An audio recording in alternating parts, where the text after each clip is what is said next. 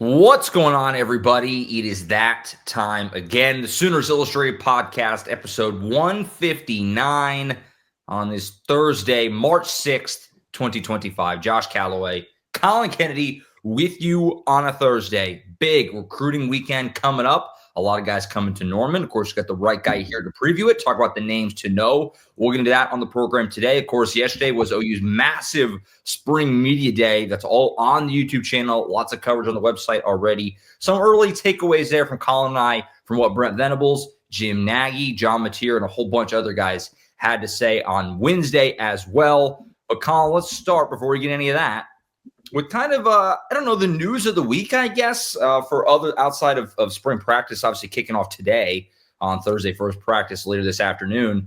The spring game got canceled. Now, this is something that's floating around. We've kind of mentioned it here and there, both, on the website, on the message boards, as well as kind of here on the show. In fact, just on Monday, when Tom, James, and myself were kind of talking about the start of spring practice, I mentioned that I heard and it kind of sounded like the spring game was kind of in peril a little bit, up in the air as what it would actually look like when we got there. Well, we found out later that same day, spring game is no more. They're going to go with this thing they're calling the Crimson Combine. I don't really know what that's supposed to look like, frankly. Me either. It's going to be kind of like, it sounds like players getting out there and kind of doing drills and stuff. Obviously, it's a brand new thing, so we'll see what it looks like when we get there. But Collin, I want to just ask your opinion because, I wasn't really sure when I first heard that the spring game was probably going to go away. I honestly, hand up, I honestly wasn't really sure how that was going to go over with the fans. Yeah. Early impressions are not good. I mean, you could look at our message board, obviously, and just kind of around this fan base that the fans are not thrilled about this. In your mind, how does it sit with you? Is it the right move? Brent Venables talked a little bit about this on Wednesday, saying that injuries last year are a part of the equation that kind of influenced this move. Obviously, a lot of schools have cited the portal and other schools getting a chance to see your roster. Now, Brent Venables didn't say that, but other schools have said that. Where do you kind of land in all of this as Oklahoma moves away from the spring game? Well, let's just say it sucks. Like, this sucks. Yeah. I don't like it. A lot of fans, like you mentioned, don't like it. I feel for the fans, and I feel for a lot of fans specifically who make the spring game a weekend. And I know that as cancellations have hit across the country, one thing that's kind of been profound to me is that you literally see what you probably think, and that a lot of fans are speaking out and saying, for us, this is the most affordable opportunity to go to a game and see our team. And that's being taken away, for lack of a better term. And it sucks for the fans. It sucks for us. It's not great for business. And also, it kind of takes some fun out of it too, right? Like, I really enjoy covering spring ball. I used to get made fun of because, man, it feels like yesterday that I had OU spring game on in the Nashville office with like 8 other games. And like, I really enjoy the spring period of our sport. And I think a lot of other people do too. And to see its demise is one thing, but Josh, the other thing I thought about that like it just furthers this is you can't write it any better. It's like they make this announcement and not even a couple hours later, Sharon Moore, a graduate of the university in the football program, says, no, we're having a spring game at Michigan, and doubles down and says, I don't think it really affects your roster at all if you do it the right way. That's like, and then Sam Pittman comes out and says, we're going to reward our fans with a spring game as long as I'm here. And I know Brent Venables commented on that. I know you'll have more on that. I saw that Joe Castiglione joined Toby Rowland at KREF and talked about how he's bummed with the decision, but that it's the way of the times. And I definitely want to acknowledge that. Like, that's where this is headed. I think we all knew it was a matter of time probably, but to see it finalized, but then also still have it be a little bit of an outlier right now relative to the rest of the sport. It's a bummer, man. It just sucks for a lot of people involved. No doubt. I agree. the spring feels a little hollow now. When you go through spring practice, it feels like it's all kind of building toward the spring game. Now it kind of feels like there's not going to be that finality. And obviously the Crimson Combine is new. And so we'll go in with an open mind as much as we can to it. Sure. And see what it looks like. And maybe it's an okay thing and maybe it sticks. Maybe fans like it. Maybe it becomes an annual thing. I know that's certainly what OU is hoping for. But yeah, it's like when you go through spring practice, a lot of these guys, they look forward to it. The players, I'm saying, the chance to get out in the stadium. It's not a full-blown game atmosphere, obviously. It's not completely packed, but there's a lot of fans there. And it gives them a chance to play at the stadium and get your whole roster a chance to play at the stadium. Gerald McCoy had a tweet about that earlier this week, saying that for some guys, that's their only chance to ever play at the stadium in front of, that many people. So, from that part of it, it does kind of stink a little bit. And also, it kind of, I don't know if I say it makes OU look bad is maybe a little overstated, but like you already set a date for the spring game. You already were selling tickets. You know what I mean? It kind of makes it look like it's a reactionary move to, Texas isn't having one. USC is not, like, maybe we shouldn't have one. You know what I mean? Like it doesn't really make it look like you were being proactive here whenever you already set the date for the spring game and you were kind of already building toward it. And then right at the start of spring practice, you kind of pull the rug out. It's like, actually, we're not going to do one. It makes OU look like they were just kind of reaction and kind of going like, nobody's going to have one. So let's, you know what I mean? Like, it's like almost like they didn't come to this decision on their own. That's how it looks. I'm not saying that's how it actually is, but that's how it looks, optics wise. So yeah, it is a little bit of a letdown. I mean, is it like the biggest day of the year? Obviously not. But for a lot of fans, they like it. And it's a chance to get to see the roster. I think of last year's spring game, Deion Burks looked awesome. And it got us all talking about Deion Burks all offseason. And obviously, whenever he played, he followed that up and was very productive coming into the year. And like everyone wants to see Jean Mateer. Everyone wants to see this new offense. And the fact that we don't get that opportunity, it does kind of stink, and we'll see what happens over the rest of the spring in terms of like open practice viewings and things like that. But this was your best chance to see these new guys in a game atmosphere, and that goes away for the fans. So it just kind of stinks for the fans more than anything. It just kind of stinks, like you said. So I feel very strongly about this now, going off the heels of this decision and exactly what you mentioned. If you're going to follow what's becoming the new norm, and you're going to do this, you're going to take away an opportunity like this, a weekend like this. And look, again, I'm not sitting here acting like this is the end of the world. It's just a bummer. It's a bummer. I think it's something that everyone enjoys. And again, it's a opportunity for a lot of people to get a rare exposure point to the team that they have a passion for. So on that note, I don't know what the Crimson Combine is going to look like. I don't know that the appeal there is going to be as widely drawing as a spring game for people across the country who are OU fans. So I feel very strongly about what I'm going to say next. With everything that you just said and some of these other sentiments in mind, like if you're going to do this, then you've got to let the walls down a little bit as far as the practices themselves. Yeah. Like if you're going to take away the spring game, then you have to provide essentially many opportunities for practice viewings and let the fans see this team truly for what it can be. Not necessarily just in what I'm going to assume is like a baseline workout setting. Especially, and this is the thing too, because there will be counters to that. We want to keep our guys hidden and we want to see the progression of the team behind closed doors. Well, I think that's all totally understandable in what will be the new model of the salary cap. But at the end of the day, you're still relying on the fans to pay dollars and cents. And to take a spring game opportunity away, to remove that opportunity to see these players that a lot of fans are still investing a ton of money into, like if all this is going to combine, it's going to result in something like a spring game going away. I really do believe the next conversation we need to have is make spring practices more accessible and let this be the opportunity it's supposed to be for a lot of people to engage with the program and see the players that they want to be passionate about. No doubt. And it's been brought up, as college football becomes more NFL-y, more like the NFL. NFL, I mean, OTAs and stuff are typically open for fans. The full thing. Like you can just come out and hang out and watch if you want. And media obviously is allowed to be out there as well. Like, if we're going to move that direction, maybe that's the answer. And, and obviously, too, elephant in the room with it is that 3 years ago when Brent Venables took over, there was a massive emphasis on the spring game and how important it is and how everything matters.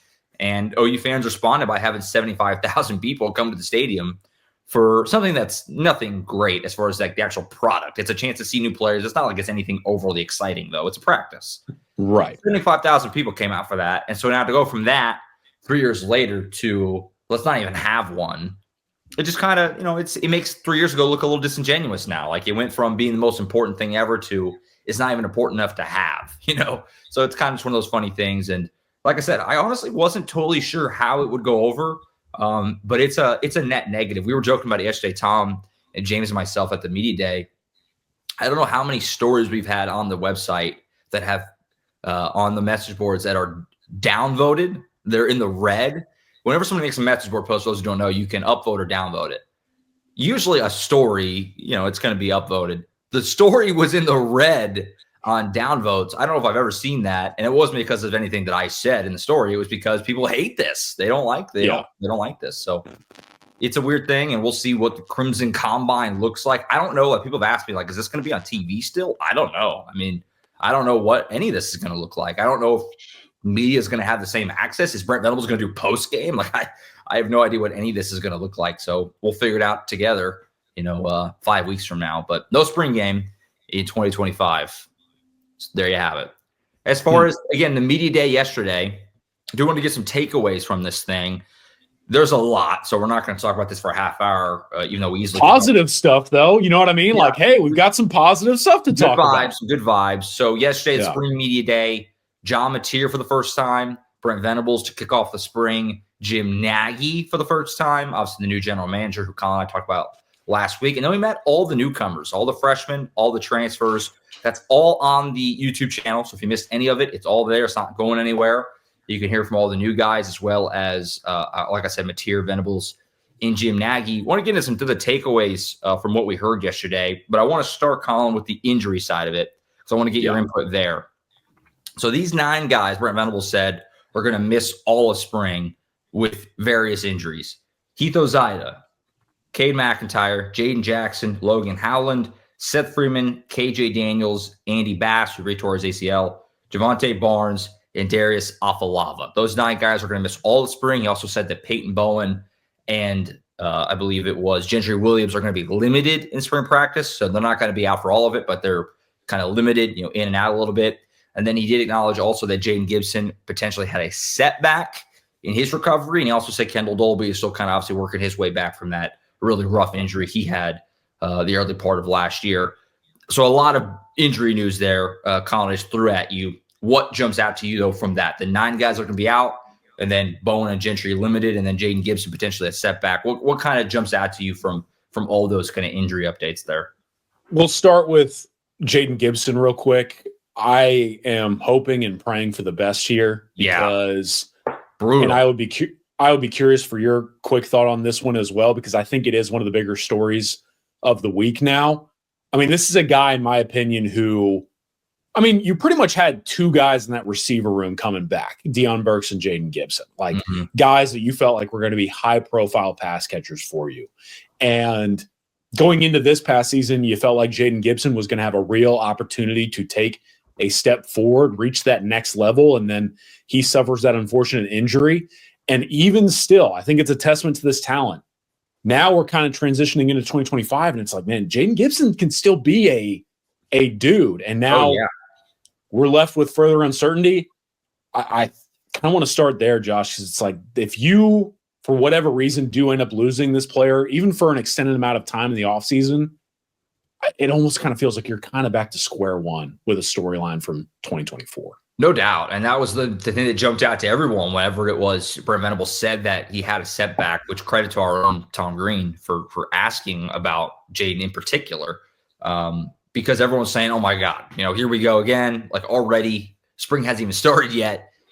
Deion Burks is your number 1. Jaden Gibson's right in the mix for your number 2, right? To be that next guy. And Jaden made such a huge leap in 2023, first year with Emma Jones, to being this big-time playmaker. And it sucked last year that he went down after everyone thought he was ready to have another big year, take another leap.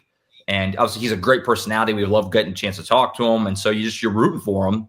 And so, again, like you kind of said, hopefully this is nothing that'll impact the season again. But it's scary. Every time you see setback from the major injury he had already, it worries you. So we'll see what that's, what looks like going forward. Brent Venables was hesitant to say anything too definitive, but it's that definitely stands out as a scary thing because, again, coming off the major injury he had before, you're worried that it's going to impact another season. After he already missed the entire season, is it going to impact another one? And hopefully not, and we'll continue to monitor that. But that, no doubt, is not good, obviously. It's a bummer for him, and obviously it hurts OU. Back to just football, it hurts OU because he's a good player. Yeah, I feel for him, and I'm hoping for the best. I mean, again, hopefully it's just not much that actually results from this, and we can move forward, and he can move forward. Going down the list, next up, the two guys that you mentioned who are going to be limited. Yeah. Because I did want to kind of break it up. First thing I thought about when Brent talked about Peyton Bowen and the turf toe, I think it really explains why at times such an elite talent looked uncomfortable last season. Flat out uncomfortable. We know some of the struggles that he had in punt return, which is uncharacteristic for a player who's so dynamic in the third phase. Sometimes it wasn't necessarily the most consistent in the back end for Peyton Bowen. And you just were left wondering at times, what's going on here? Is it something down low or up top? And it at least gave me a little bit of relief to know that Peyton Bowen was just kind of fighting through some things and maybe a little bit hesitant from an injury perspective. And then Gentry Williams, again, one I want to hear your thoughts on as well. It's just like Gentry Williams continuing to be limited. I really hope this young man can find that health. If he can find it, that not only changes the entire outlook for OU in 2025, because I think you put a Gentry Williams healthy opposite of Eli Bowen, you have potential two corners with an NFL future on the field. For him, it changes his entire career outlook because, again, he has a shot to reach the level that I think he can play at. It's just another kind of mini storyline is Gentry Williams still fighting through those health issues despite the talent that he is. No, we talked about this a little bit on Monday. We did the cornerbacks stats report. Gentry Williams is a major X factor because he's such a good football player, but he just has a hard time staying on the field, and it's frustrating for him. It's frustrating for OU. I agree with you. Hopefully slow playing it with him in the spring. I think it's probably a wise move. Don't push him too much. Yes. You got to find a way to get him on the field. He's a difference maker for you. Like you said, Eli Bowen and him, you loop in Jacoby Johnson. That's pretty good at the top, but they're kind of thin at corner. We talked about that before. They probably need to add one in the portal. So he's he really changes the outlook, obviously, of his position and the team if he is healthy, because he's a really darn good football player when he's out there. Just that's been the issue. He's been banged up. That shoulder has kind of betrayed him. So hopefully, when they take limited, it's more of a cautious thing and less more of a it's still not healed thing. You know what I mean? Or like it's still coming along. So we'll see more as that goes. I continue to be struck too. When you kind of look at the full list, how many guys were playing through injuries at the end of last year? Yeah. Also, it was a storyline all season, how many injuries they had, how many guys were in and out and hurt. But then you look at these guys, Jaden Jackson and Hito Zaida and Logan Howland, who all had to get labor surgery after the season was over. Like, what was going on? Like, why? Yeah. Even the guys who were playing were dealing with significant injuries to the point that they had to get surgery and are now going to miss the spring. Obviously, Javante Barnes, who's had another guy who's had his health kind of betray him at times. He's going to miss the spring. That foot has continued to bother him. It's just kind of crazy. And it doesn't sound to me like Oklahoma has really diagnosed the issue, because Brent Venables noted that 2/3 of the injuries last year happened in game, not in practice. And now they're canceling the spring game, and he cites injuries as a reason for that. And it's like, it sounds like they're just kind of throwing darts, trying to figure out how they can limit the injuries, which I think is a little worrisome that you don't really totally know what it is that's, obviously you never know for sure, but if you're an OU fan, I think it's fair to be kind of worried, cautious that you're going to go down the same road again. 100%. I thought that was one of the biggest things that stood out from Media Day is the fact that so many of these guys, beyond the players who were visibly injured and out, there was an even lengthier list of players who were injured and yet still playing. And I mean, it's uncanny. I don't know what was going on. And I think to further your point, one of the most asked questions on our board from our VIP members was, is there going to be any change of approach by the staff in practice to address these injuries? Right. And like you mentioned, according to Brent, it wasn't practice at all. It was the games. But then you take a practice point, for lack of a better term, away, and I have no idea, truly, the dynamic here. I don't know what the cause. I don't know how you get to a point like that. So many guys, I think McIntyre, I mentioned the two O-linemen and Jane Jackson. I think Kate McIntyre was also a labrum, if I'm not mistaken. It's like, why? What's the deal? Why is everyone hurting their labrum? I genuinely, out of that list, I was like, I cannot believe that on top of an injury-riddled season, there were even more guys who probably should have been out. And I don't know. I mean, there's so many layers to that. But to further that, a couple other things I really wanted to get off with that group. I hate it for Andy Bass. Yeah, I hate it. He's a great guy, and man, that one hurts. I hate it for Javonte too, if I'm honest with you. I mean, it just it feels like around this time last year, Josh, what were we talking about? Javonte Barnes might actually be healthy and running. And now it's again, you're like back to square one with some of this stuff. And then I felt like the last thing for me as far as a storyline on the injury front, it felt like if Logan Howland and Heath Ozida were both healthy going into the spring, like that could have changed everything for them and this football team. Like you put that left side of the line together and you really got encouraged by their progress over the course of the season. And it felt like if they get into the spring and have some productive practices, they can really not only lock that side down, but develop as a duo.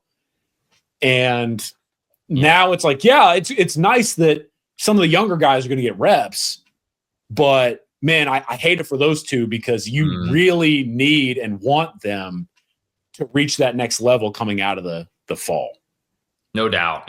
Tom has on the site, it might be up already. If not, it's coming soon. Kind of a projected depth chart with the injuries in mind for the spring. And we were kind of texting about it, looking at the offensive line, and it was kind of like, I mean, with the injuries, you're kind of looking like Daniel Akinkunmi starting guard. Like it really, you kind of all of a sudden you're. It's not ideal. Let's just put it that way. Not ideal. The way those guys finished the year to not have to miss the spring is certainly a blow, like you said. As far as moving away from some of the other stuff from yesterday, I'll say there's a lot. It was great to meet John Mateer. After you get to talk in a formal setting, he was great. He hopped up at the mic. He made the joke when he sat down about the number of cameras because the guy. He's a personality. He's a leader. We've seen that already. But, Washington State does not have it's not the same level of attention as Oklahoma is. And I thought he handled it really well, and he said all the right things, and he was very comfortable up there. All things considered, Jim Nagy, very impressive, as you knew he would be. He seems to have a very clear kind of approach in mind for how he wants to kind of assess this. And he talked about how step one is making more hires, getting more guys in this front office model beneath him. That's kind of objective number one. And then evaluating, obviously, OU's own roster before the spring portal rolls around. He has some very interesting stuff to say. I recommend everyone go watch that press conference. It's hard not to feel some confidence, I think, about that guy and that job after hearing him talk.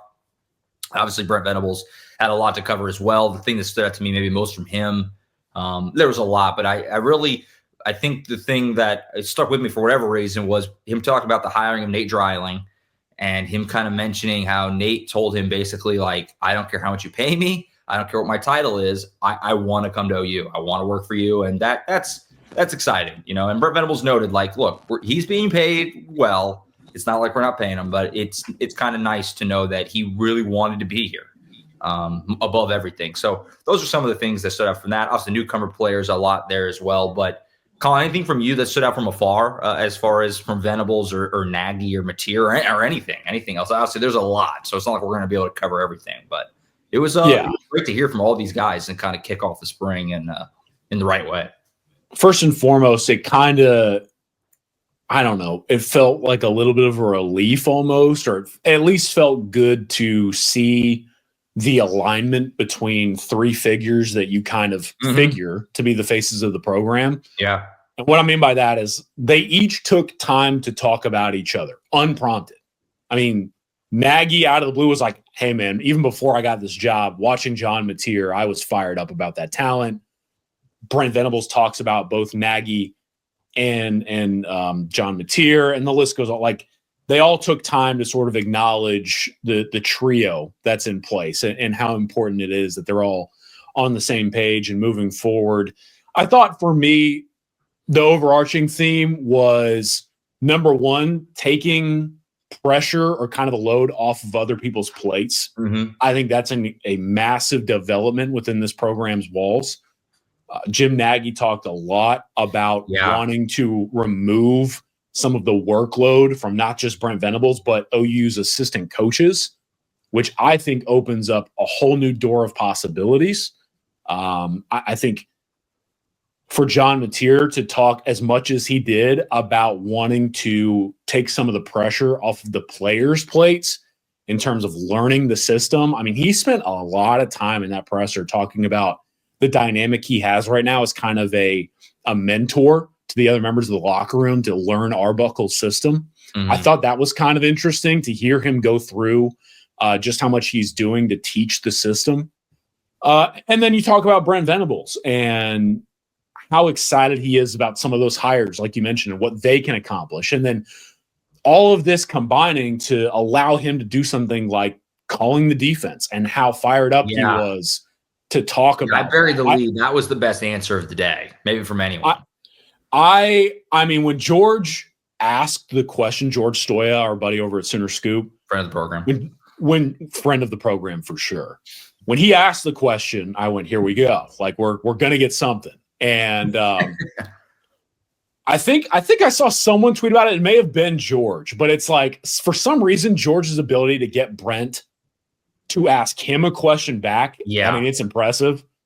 But it went down this rabbit hole up until, why am I going to call the defense? Because I'm good at it. And it's like, all right, flex on him a little bit.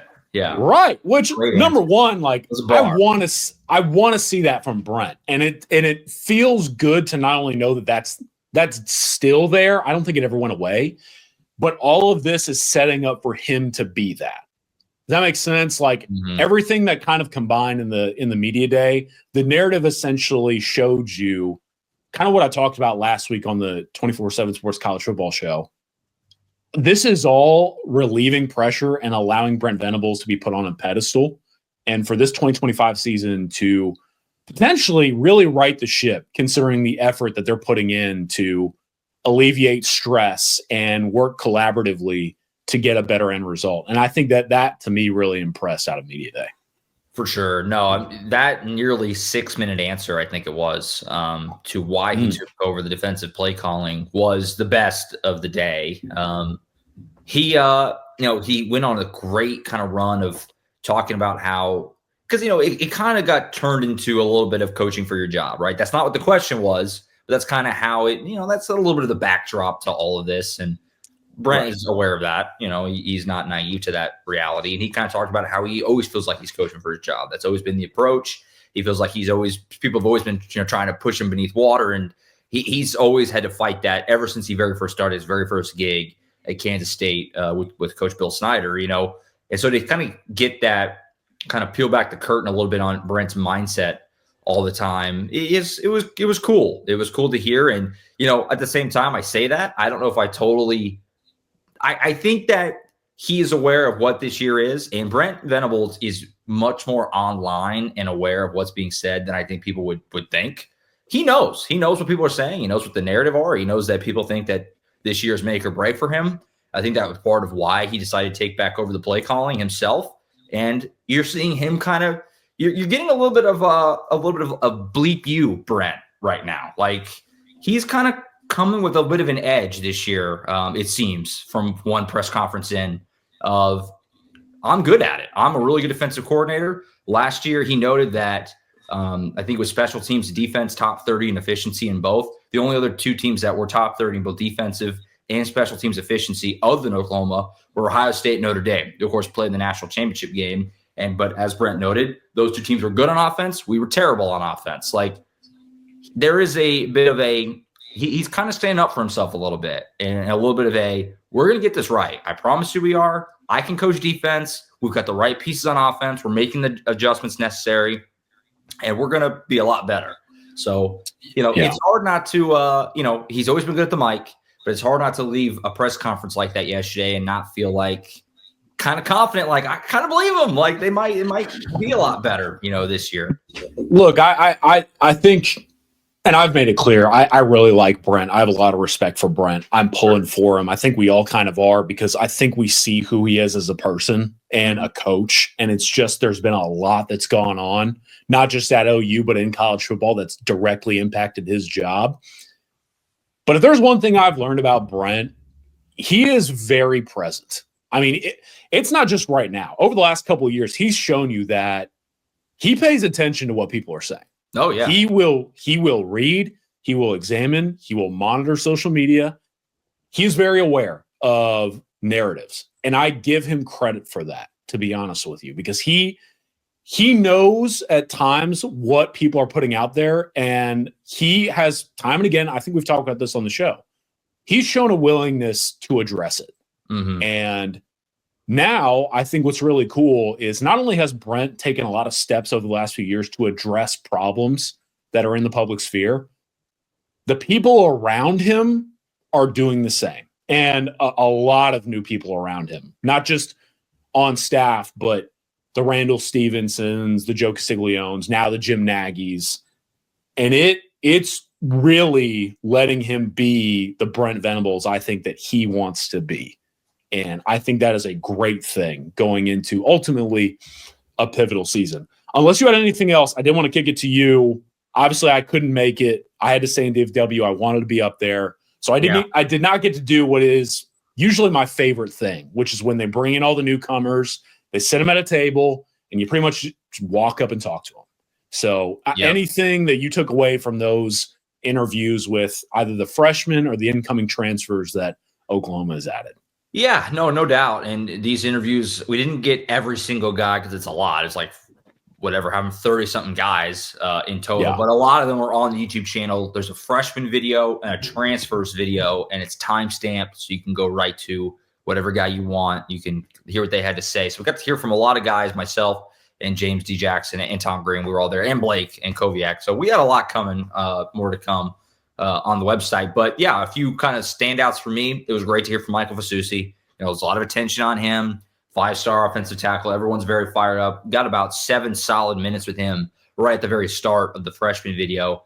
And he was great. He was great kind of talking about like realistic expectations for him, very mature. And, it's hard not to, he noted he's up, I think 20 or 25 pounds already since he's been in Norman. And he'd like to add a little more. He said he's about three bills right now, but he still feels like he's 275. Like, he doesn't feel like he's heavier. He still feels like he's moving great, which is very exciting for obvious reasons. He was great. As far as other freshmen, kind of trying to rack my brain of who all I talked to, but it was great to get. Ryan Foje was great, very soft-spoken guy, kind of same thing, like, really kind of managing the expectations. That offensive line group sounds like they're kind of all coming in kind of as a unit, which is, pretty close already. Things like that is exciting to hear. The transfers, the standouts were definitely Javonte Gibson. Great to hear from him. Got a great personality. I asked him kind of about Ben Arbuckle's offense and what kind of excites him, and he got a big smile and said it's very wide receiver friendly. And he's a confident guy. He's coming in here, not in a bad way, not in like a cocky or like thinking it's going to be handed to him way, but in a very driven and determined way. He's expecting to be a big part of this offense right away. Like, he's looking at his numbers at Pine Bluff, where he went for over 1,000 yards and had, 8 or 9 touchdowns. And he's saying, I'm going to do that again, and even more so in the SEC. Like, that's his mindset, which you kind of need for a wide receiver, right? We talked about that before. So he was great. I thought Marvin Jones was really great to hear from. He kind of talked about, I asked him kind of forming that duo with R. Mason Thomas, and that really excites him. And, he kind of talked about what kind of a monster R. Mason is. And he envisions those two guys wreaking a lot of havoc. And so it was fun to get to hear from him as well. Derek Simmons, I know Collin is a favorite of you. He was a lot of fun to hear from. Great personality. And a guy that we all kind of think is right in the mix to be a starting tackle right away for this Oklahoma team. So those are a few of the standouts for me. It was great to hear from all these guys. And again, a lot of them are on the YouTube channel. Me personally, I talked to 10 or so total, but James got a bunch more that there's video of, as well as Tom and Blake. So we were everywhere. It was great to hear from all these new guys. It's always fun to meet the new faces. And, a lot of people to be excited about if you're an OU fan, especially these transfers. Obviously, are going to be immediate impact guys. Kendall Daniels was another very popular guy yesterday. It's fun to get to hear from the new guys, as always, and you can do that on the YouTube channel. But yeah, it was fun. Always is to get to hear from all the new faces. Yeah, my guy Blake Antkowiak, we got to find a time to get him on the pod to debut, but I believe he walked out of there with 16 interviews, and so we're going to parcel those up. I saw that he got guys like Isaiah Satania, Will Huggins. Seems like Kendall Daniels kind of captivated a lot of people there. Just looking from afar when I was doing my stuff, it seems like Kendall Daniels had a good day. Yeah. You mentioned before when we were hopping on Trent Wilson, intimidating. Very intense guy. Yeah, I was a little nervous. He's just a high school kid, but he does not look like one. He's obviously not high school anymore, but he just was. Very intense guy, very serious guy, all business, but great to hear from him. He's on the YouTube channel as well. You get to kind of get a little glimpse into him. I kind of asked him about being like the only D tackle signee and not putting too much pressure on yourself or whatever. And he kind of basically said, I welcome that. I want it. I'm coming in with the mindset of I'm the only guy in this class. And I'm good with that. He's embracing that kind of expectations of you are the D tackle class in this cycle. He, again, very intense guy. Does not, Brent Venables joked back on sign day that he looks like he's 40 years old. Hard to argue because that's a grown man. Just straight up, that's a grown man. Corlin Guillory, I know Blake talked to him. He was, to me, kind of the subtle, sneaky, I think he's going to kill it on media day because Court is a infectious personality. He's a great kid. So I saw that he got a little bit of time, which was cool to see. I was telling Josh before we hopped on, it's always cool for me as the recruiting guy to see these players or the transfer guys transition into the team setting because it's a whole different ball game. And I was very proud of Michael Fasusi, watching him a little bit. That guy, he's come a long way. I'm very happy for him. A lot of those freshmen. I'll be honest with you. Number one, Giovanni Gibson, it was good to hear that he had a good day. I think that guy's going to kill it. They love him at OU. I can see why. And it's a layup, And the last thing I thought for me was hearing you rave about Marvin Jones Jr., and I did watch roughly, I want to say 2 minutes. I got time for about 2 to 3 minutes of his interview with you. Mm-hmm. It was very good for me. Encouraging would be the word for me to see him approach that and have the mindset that he did. Because I think subtly, this is a make or break year for his career. And I think when you talk to a lot of people in the college football landscape, Marvin Jones Jr. was kind of an enigma, but he has all the talent in the world. That's why he's a former 5-star. And it always felt like, man, if OU can get it right with this guy, they have a nasty edge duo coming into 2025. Mm-hmm. He's got to be willing to be that guy who can meet the standard that an R. Mason Thomas sets opposite of him. And I was very encouraged to see how he approached media day, and hopefully that carries over to the next few months. So, like I said, it's always one of my favorite things that OU does. Put all these guys in front of us. Appreciate the Brent Venables continuing to do that. A chance to get to meet all the new guys in one big swoop. Malik Hawkins too. Throw him in there. I've been on the Malik Hawkins train of this guy maybe being an immediate impact, and he was great. He's a Hawkins, very laser focused, but you could tell very driven, very determined, and I just wouldn't put it past that guy to be in the mix right away. And I'm excited to see what kind of spring he has going against all these new wide receivers. As far as this weekend, you mentioned you're the recruiting guy, and we got some recruiting stuff to talk about. Big weekend coming up, visit weekend. A lot of guys are coming to town. I haven't even been able to keep up. I mean, it seems like every day I'm seeing a big name player saying, I'm going to be in Norman this weekend. So it's a lot of guys, it sounds like, coming into town. For you, where does the attention go? What are the names to know? What's kind of the storylines for you coming into this weekend, which is, like I said, kind of turned into a pretty nice looking weekend on the recruiting side of things for what's obviously the first weekend of spring practice as well, their first practice today. Yeah, so honestly, from what I've heard, there is a chance that 100+ players are at OU this weekend. That's insane. That's nuts. That, for me, is a pain in the you-know-what, but very exciting for the program. Was that intentional in your mind to get all those guys at the same time, or was it just kind of the way it worked out? I would say a little bit of both, because usually this weekend is kind of an opportunity for guys to just be around the program for the first time. Mm-hmm. And sometimes there's almost like a workout element a little bit. I mean, I don't know that they're going to do that, but it's a 2-day event from Sure. what I know.